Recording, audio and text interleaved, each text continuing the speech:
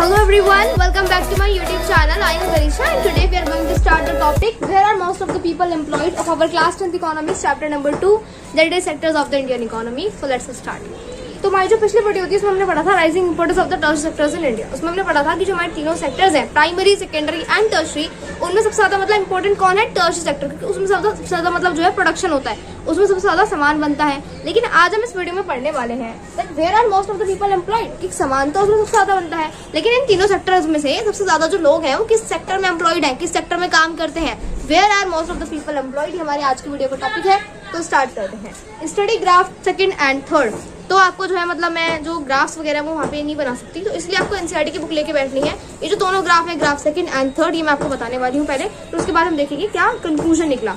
तो graph second अगर हम देखें share of sectors in GDP, ये जो दोनों सेक्टर्स हैं मतलब जो तीनों सेक्टर्स है प्राइमरी, सेकेंडरी एंड टर्शरी, उनमें सबसे ज्यादा जो जीडीपी में कंट्रीब्यूट करता है वो कौन सा सेक्टर है। ठीक है, तो 1973-74 का डाटा है और 2013 और 14 का डाटा है। ठीक है, तो 40% करता है 1973 वाले ईयर में प्राइमरी, 10% करता है सेकेंडरी और बाकी जो बचा है 50% वो करता है टर्शरी।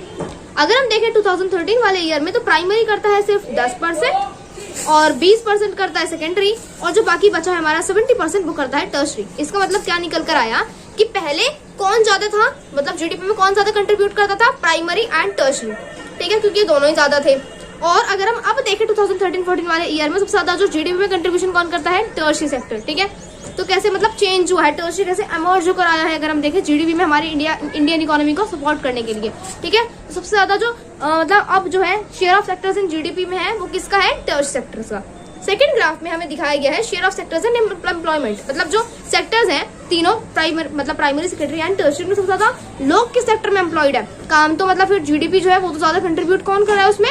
टर्शरी। लेकिन जो तीनों सेक्टर्स है प्राइमरी, सेकेंडरी एंड टर्शरी में सबसे ज्यादा जो काम कर रहे हैं लोग वो किस सेक्टर में कर रहे हैं? ठीक है, 71% कर रहे हैं 1977 वाले ईयर में प्राइमरी में काम, 11% लोग कर रहे हैं सेकेंडरी में, 18% कर रहे हैं टर्शरी में, फिर 44% कर रहे हैं प्राइमरी में, 25 सेकेंडरी में, 31 टर्शरी में 2017 और 18 वाले ईयर में। ये जो हमारा share of sectors in employment, यानी कि अब भी जो है अभी भी हम देखें तो प्राइमरी भी ज्यादा है, प्राइमरी में ज्यादा लोग एम्प्लॉयड है। यहाँ पर 71%, यहाँ पर 44%, यहाँ पे इतना ज्यादा है, यहाँ भी मतलब इतना ज्यादा है, मतलब थोड़ा कम हो गया है सबसे, लेकिन फिर भी सबसे ज्यादा यहीं पर है। यानी कि टर्शरी सेक्टर में सबसे ज्यादा जीडीपी तो कंट्रीब्यूशन हो रही है, टर्शरी सेक्टर मतलब जीडीपी तो ज्यादा कंट्रीब्यूट कर रहा है, लेकिन फिर भी आज भी जो लोग ज्यादा काम करते हैं या फिर ज्यादा जो लोग एम्प्लॉयड है हमारे इंडिया में वो अभी भी प्राइमरी सेक्टर में ही है। यानी कि जो हमारा जीडीपी में कंट्रीब्यूशन है वो कौन कर रहा है? Tertiary.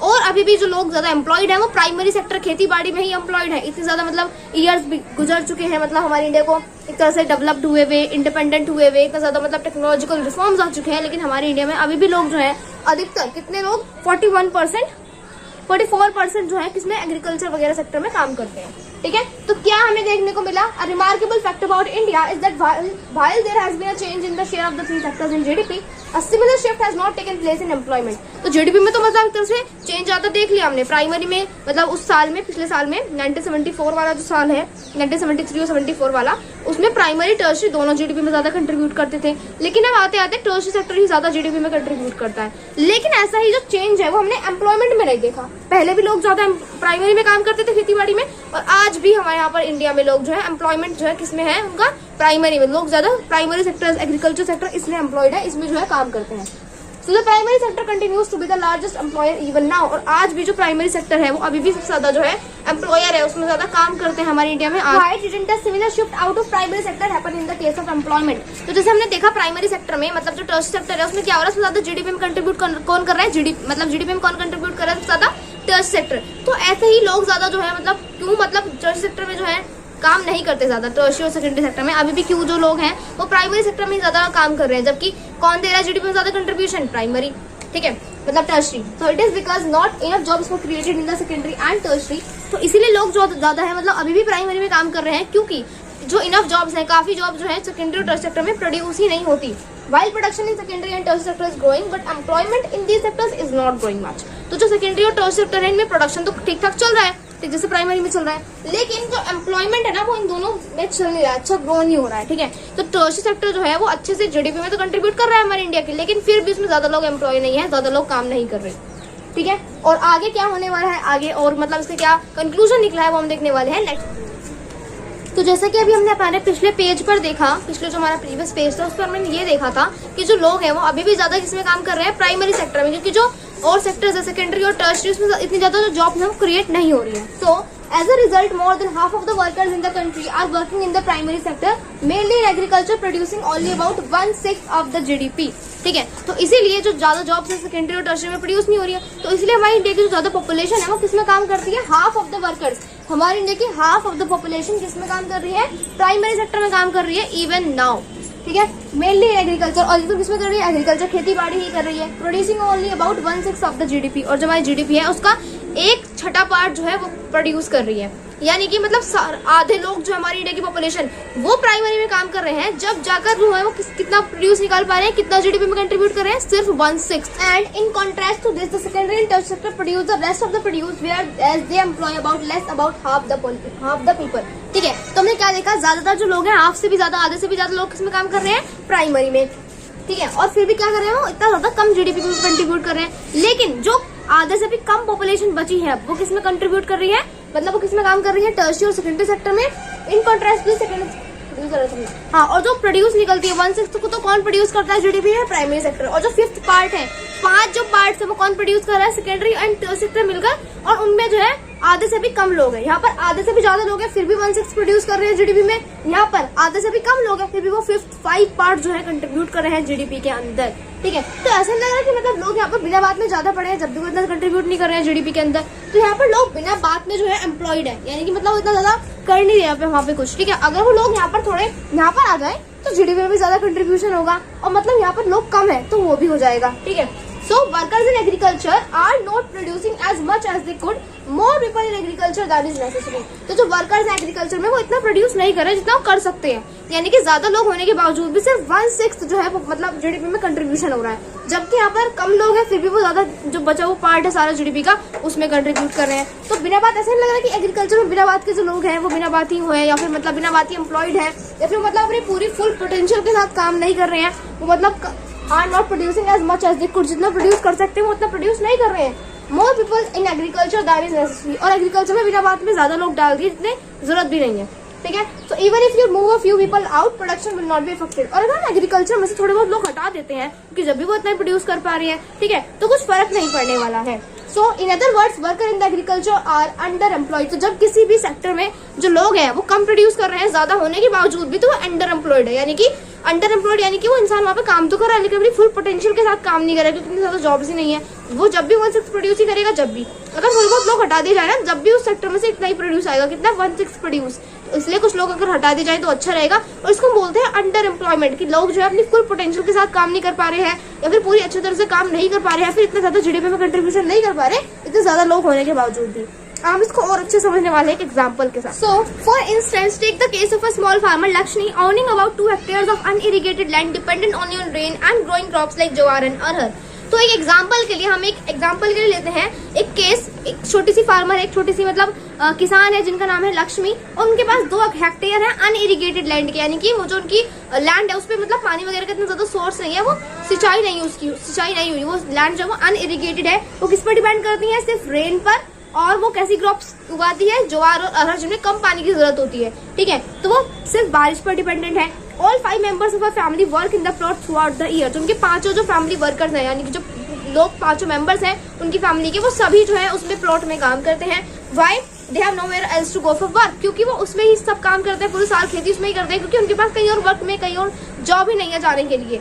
Then you will see that everyone is working, none remains idle, but in actual fact their labor effort gets divided। ठीक है, तो अगर आप देखो तो सभी काम कर रहे हैं, कोई बिना बात में खाली नहीं बैठा, कोई आइडल नहीं बैठा है, फिर भी एक्चुअल फैक्ट में their labor effort gets divided। Each one of us doing same work but no one is fully employed। तो सभी जो है वो एक ही काम कर रहे हैं, सब फुल्ली एम्प्लॉयड नहीं है, सब थोड़ा थोड़ा हाथ बढ़ा देते हैं, फिर भी वो इतना ही आता है, फिर भी इतना ही आता है। अगर उसमें 2-3 लोग काम कर लेंगे फिर भी उतना ही प्रोड्यूस होगा। ठीक है, this is the situation of under employment. ये सिचुएशन होती है अंडर एम्प्लॉयमेंट की, क्योंकि मतलब बिना बात में लोग वहाँ पर काम कर रहे हैं, जब जरूरत भी नहीं है, जब उतना ही जो सामान है, जो उतना ही जो प्रोड्यूस है, 2-3 लोग भी मतलब काम करके निकाल सकते हैं, तो पूरी फैमिली को 5 मेंबर्स को काम करने की क्या जरूरत है, कहीं और लोग जॉब नहीं है। ये हालत होती है अंडर एम्प्लॉयमेंट की, या फिर डिस्गाइज्ड एम्प्लॉयमेंट क्यों कहते हैं अभी हम पढ़ेंगे। Where people are apparently working but all of them are made to work less than their potential। जहाँ पर लोग काम तो कर रहे हैं apparently working, ठीक है, लेकिन वो अपने पोटेंशियल से कम काम कर रहे हैं। This kind of underemployment is hidden contrast to someone who does not have a job and is clearly visible as unemployed. तो ठीक है, तो मतलब ये जो टाइप का जॉब है इसको बोलते हैं अंडर एम्प्लॉयमेंट, और एक होता है अनएम्प्लॉयमेंट। एक तो होता है बेरोजगार जो काम ही नहीं करता, एक होता है जो काम कर रहा है लेकिन अपनी फुल पोटेंशियल से काम नहीं कर रहा है, तो ये हिडन है। बल्कि ये भी एक अनएम्प्लॉयमेंट ही है, क्योंकि यहाँ पर भी लोग अपनी फुल पोटेंशियल के साथ काम नहीं कर पा रहे ना। तो अनएम्प्लॉयमेंट और अंडर एम्प्लॉयमेंट सेम है, लेकिन अंडर एम्प्लॉयमेंट एक तरह से हिडन हो जाता है, वो ज्यादा दिखता है सोसाइटी में कि भाई ये लोग काम नहीं कर रहा है, और वहाँ यहाँ पर लोग काम कर रहा है लेकिन मतलब कह तो देंगे ना लोग कि काम कर रहे हैं। ठीक है, तो ये जो दोनों सिचुएशन है सेम ही होती है, और मतलब जो अनएम्प्लॉयड है वो क्लियरली विजिबल हो जाता है, ये नहीं होता क्योंकि जॉब में काम तो कर रहा है लेकिन इतना ज्यादा प्रोड्यूस नहीं कर पा रहा, इतना ज्यादा पोटेंशियल भी फुली यूज नहीं कर पा रहा।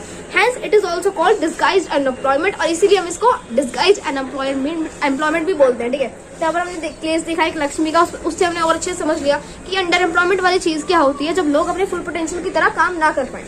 ठीक है, Now supposing a landlord Sukram comes and hires 1 or 2 members of the family to work on his land. ठीक है, अब एक सुखराम है, एक लैंडलॉर्ड है, एक जमींदार है, वो आता है लक्ष्मी के पास कि हम तुम्हारे 1-2 फैमिली में से मेंबर को अपने यहाँ पर जमीन पर काम कराना चाहते हैं। ठीक है, Lakshmi family is now able to earn some extra income through wages. अब जो लक्ष्मी की फैमिली है उसका सोर्स कहीं और से भी आ गया, वो कहीं और से भी अर्न कर सकती है अब ज्यादा। ठीक है, since you do not need 5 people to look after that small plot, 2 people moving out does not affect production on their farm. तो जैसे कि अब आप जो 2 लोग हैं, मतलब अगर वहां से चले जाएंगे तो कुछ फर्क नहीं पड़ने वाला, 3 लोग भी उतना ही प्रोड्यूस करेंगे क्योंकि वो छोटा सा प्लॉट है लक्ष्मी का। ठीक है, तो अगर 2 लोग जो है कहीं और जगह काम करने लगेंगे तो वो एक तरह से प्रोडक्टिविटी हो जाएगी, क्योंकि वो लोग कहीं और से सोर्स से कमा के ला रहे हैं, ज्यादा पैसा आ रहा है। वहां पर एक नोट से थोड़ा ही पैसा आ रहा था, सब इसमें ही लगे पड़े थे, और 3 लोग अब भी इतना ही प्रोड्यूस करेंगे तो कहीं से ज्यादा डिफरेंट सोर्स हो गए इनकम के। ठीक है, सो above example 2 people may move to work in a factory. ठीक है, तो जो 2 लोग हैं वो फैक्ट्री में काम कर सकते हैं। Once again the earnings of the family would increase and they would also continue to produce as much from their land. और अगर हम वो जो 3 बचे उनमें से 2 को और फैक्ट्री पर भेज दें तो लोगों का अलग अलग सोर्स हो गया है इनकम का, और लोग अलग अलग से पैसा कमा कर ला रहे हैं और उतना ही प्रोड्यूस कर रहे हैं अब भी। ठीक है, बस वो क्या था, अंडर एम्प्लॉयमेंट का केस था। So also continue to produce as much from their land, तो अपने लैंड से भी उतना ही प्रोड्यूस कर रहे हैं। ठीक है, अब हम देखते हैं इसको और नेक्स्ट पेज पर। So there are lakhs of farmers like Lakshmi in India. तो जैसे हमने देखा लक्ष्मी वाला एग्जाम्पल कि उसकी जो फैमिली है उसमें अधिकतर लोग क्या है, अंडर एम्प्लॉयड है, वो खुद भी अंडर एम्प्लॉयड है, वो एक छोटी जमीन पर काम कर रहे हैं जो इतना ज्यादा प्रोड्यूस भी नहीं दे रही है, मतलब बिना बात ही लोग जो है एक्सेस में लोग काम कर रहे हैं यहाँ पर। कुछ लोग अधिकतर मतलब जो उसमें अधिकतर लोग हैं वो कहीं और भी तो काम कर सकते हैं। ठीक है, तो ऐसे ही लक्ष्मी की तरह लाखों फार्मर्स है हमारे इंडिया में जो अंडर एम्प्लॉयड है। ठीक है, This means that if we remove a lot of people from agriculture sector and provide them with proper work elsewhere, agriculture sector will not suffer. इसका मतलब ये है अगर हम थोड़े से लोग हैं, फिर ज्यादातर लोग जो है, क्योंकि ज्यादातर लोग जो है हमारी एग्रीकल्चर सेक्टर में ही जो है मतलब एम्प्लॉयड है, तो अगर हम ज्यादा लोगों को, थोड़े लोगों को मतलब एग्रीकल्चर सेक्टर में से हटाकर किसी और सेक्टर्स में वर्क प्रोवाइड कर दें तो उससे क्या होगा, एग्रीकल्चर सेक्टर पे तो कुछ फर्क पड़ने नहीं वाला है। ठीक है, क्योंकि जब भी इतना ही प्रोड्यूस हो रहा है, जब भी उतना ही प्रोड्यूस होगा। ठीक है, अगर कोई काम 2 लोगों का है और उसको 4 लोग कर रहे हैं ना बिना बात, तो उसमें कोई फायदा नहीं है। उन 2 लोगों को हटाकर कहीं और भी हम लगा सकते हैं, कहीं और भी एम्प्लॉय कर सकते हैं। ठीक है, तो इसीलिए अगर हम मतलब लॉट ऑफ पीपल को एग्रीकल्चर सेक्टर में से हटाकर उन्हें कहीं और वर्क दे दें, उससे क्या होगा, एग्रीकल्चर सेक्टर में तो कोई एग्रीकल्चर सेक्टर सफर करेगा ही नहीं, एग्रीकल्चर सेक्टर पे कुछ फर्क ही नहीं पड़ने वाला। ठीक है, the incomes of the people who take up other work would increase the total family income. और मतलब एग्रीकल्चर सेक्टर पे तो कुछ फर्क नहीं पड़ने वाला, लेकिन वो जो फैमिली है उस पर फर्क पड़ने वाला है, जो मतलब उस फैमिली में टोटल फैमिली इनकम है वो बढ़ जाएगी। समझ लो, पहले जो है एक खेत था, छोटा सा एक प्लॉट था उनके पास, एक मतलब किसान के पास जमीन थी, उन्होंने क्या करा, पूरी फैमिली उसमें लग गई, 5 मेंबर्स, जैसे हमने लक्ष्मी वाला केस देखा, और मतलब 2 लोग काम कर उतना प्रोड्यूस निकाल सकते हैं, 5 लोग भी उतना काम कर ही मतलब प्रोड्यूस निकाल रहे हैं। तो अगर वो 3 लोग कहीं और काम करेंगे तो अलग इनकम आएगी, वो 2 लोग खेती से निकालेंगे, वो 3 लोग कहीं और से इनकम निकालेंगे, तो टोटल फैमिली इनकम भी मतलब फैमिली की बढ़ेगी, इससे हमारे जीडीपी में भी कंट्रीब्यूशन होगा। ठीक है, तो इंस्टेड की मतलब ये सब हो रहा है कि मतलब एक ही जगह पर मतलब लोग अच्छे से अपना काम नहीं निकाल पा रहे हैं, एक ही जमीन पर बहुत ज्यादा लोग जो है काम कर रहे हैं लक्ष्मी की तरह, जो और लोग हैं उन्हें कहीं और वर्क भी प्रोवाइड कर सकते हैं। ठीक है, under employment can also happen in other sectors. और जो हमने अंडर एम्प्लॉयमेंट देखा है ना, ये कि मतलब लोग जो अपनी फुल पोटेंशियल से काम नहीं कर पाते हैं, या फिर जितना वो काम कर सकते हैं, जितना उन्हें पे होना चाहिए वो नहीं कर पा रहे हैं। तो जो अंडर एम्प्लॉयमेंट है सिर्फ एग्रीकल्चर या फिर प्राइमरी सेक्टर में नहीं हो रहा, ये टर्शियरी और सेकेंडरी सेक्टर्स में भी हो रहा है। अब देखते हैं कैसे। There are thousands of casual workers in the service sector in urban areas who search for daily employment. बहुत सारे इतने सारे वर्कर्स हैं, thousands of workers हैं जो अर्बन एरियाज में रहते हैं और मतलब वो कहाँ पर काम करते हैं, सर्विस सेक्टर में काम करते हैं। मतलब वो भी जो है जॉब हर दिन सर्च करते हैं सर्विस सेक्टर पे काम करने के बाद भी। ठीक है, like painters, plumbers, repair person etcetera. जैसे कि पेंटर्स हुए, प्लम्बर्स हुए, रिपेयर करने वाले लोग हुए, क्या पता उन्हें भाई रोज काम ना मिलता, उन्हें कभी कभी तो मतलब अपॉइंटमेंट मिलते हैं। ठीक है, then many of them don't work every day, इनमें से बहुत ज्यादा जो लोग हैं वो रोज जो है काम नहीं करते. Similarly, we see other people of the service sector on a street pushing a cart or selling something. एक बार आना था. Or selling something where service sector where they may spend the whole day but earn very little. और हम जो है मतलब बहुत ज्यादा लोग देखते हैं ठेलियों पर सामान बेचते हैं हमारे रोड्स वगैरह पर, या फिर मतलब कुछ वो सर्विस प्रोवाइड कर रहे हैं. ठीक है, तो ऐसा होता है कि पूरे दिन वो घूमते रहते हैं शहर गांव कस्बे. ठीक है, पूरे दिन सारे में रोम करते रहते हैं, लेकिन फिर भी बहुत ज्यादा कम ही जो है अर्न कर पाते हैं. ठीक है, मतलब पूरे दिन घूमने के बाद, पूरे दिन भी मतलब कुछ ना कुछ सर्विस देने के बाद. ठीक है, पुशिंग अ कार्ट और सेलिंग समथिंग कुछ भी बेचते रहते हैं मतलब सड़क वगैरह पर. मतलब where they spend the whole day, वहाँ पर वो पूरा दिन अपना कंट्रीब्यूट करते हैं, पूरा दिन वहाँ पर अपना लगा देते हैं, बट अर्न वेरी लिटिल, लेकिन बहुत ही कम कमा पाते हैं. ठीक है, so they are doing this because they do not have better opportunities. और ये वो इसलिए कर रहे हैं क्योंकि उनके पास बेटर अपॉर्चुनिटीज नहीं है. ठीक है, तो where are most of the people employed, हमारा खत्म होता है. इसमें सबसे पहले हमने दो ग्राफ देखे थे कि share of sector in GDP, की जीडीपी में सबसे ज्यादा कौन कंट्रीब्यूट करता है, tertiary. Then share of sectors in employment, तो एम्प्लॉयमेंट में कौन करता है. ठीक है, मतलब प्राइमरी पहले भी सबसे ज्यादा एम्प्लॉयर था, प्राइमरी में पहले ज्यादा लोग काम करते थे, और आज भी इवन नाउ प्राइमरी में ही लोग काम करते हैं. ऐसा क्यों, क्योंकि टर्शरी सेक्टर और सेकेंडरी सेक्टर्स में ज्यादा जॉब्स हैं वो प्रोड्यूस नहीं हो पा रही हैं. ठीक है, फिर हमने देखा कि मतलब हमारी जो कंट्री है उसमें अंडर एम्प्लॉयमेंट की कमी है. ठीक है, अंडर एम्प्लॉयमेंट हमने लक्ष्मी वाला केस देखा था, तो हमने देखा था कि सुखराम अगर काम दे देता है उन्हें कहीं और, तो लक्ष्मी की जो फैमिली की प्रॉब्लम है वो टैकल हो सकती है. ठीक है, फिर हमने देखा कि ऐसे मतलब लाख से फार्मर्स है लक्ष्मी की तरह, और कैसे प्रॉब्लम सॉल्व की जा सकती है अगर हम थोड़े से लोगों को हटाकर उन्हें कहीं और सेकेंडरी टर्शरी सेक्टर में काम दे दें. उनसे उनकी फैमिली इनकम भी बढ़ जाएगी, एग्रीकल्चर सेक्टर में भी कुछ फर्क नहीं पड़ने वाला. ठीक है, तो जो हमारा टॉपिक है कौन सा, हाउ टू क्रिएट, नहीं, तो जो हमारा टॉपिक है where are most of the people employed, हमारा यहाँ पर एंड हो जाता है. और आगे अगली वीडियो में पढ़ने वाले हैं that how to create more employment, कि हम ज्यादा जो है एम्प्लॉयमेंट कैसे जनरेट कर सकते हैं लक्ष्मी जैसे लोगों के लिए. ठीक है, कैसे हम मतलब जैसे ये जो सारी प्रॉब्लम हमने देखी कि अंडर एम्प्लॉयमेंट की, इसको हम टैकल कैसे कर सकते हैं, तो हम देखने वाले हैं नेक्स्ट टॉपिक में जो है हमारा how to create more employ. ठीक है, that's all for today, thank you.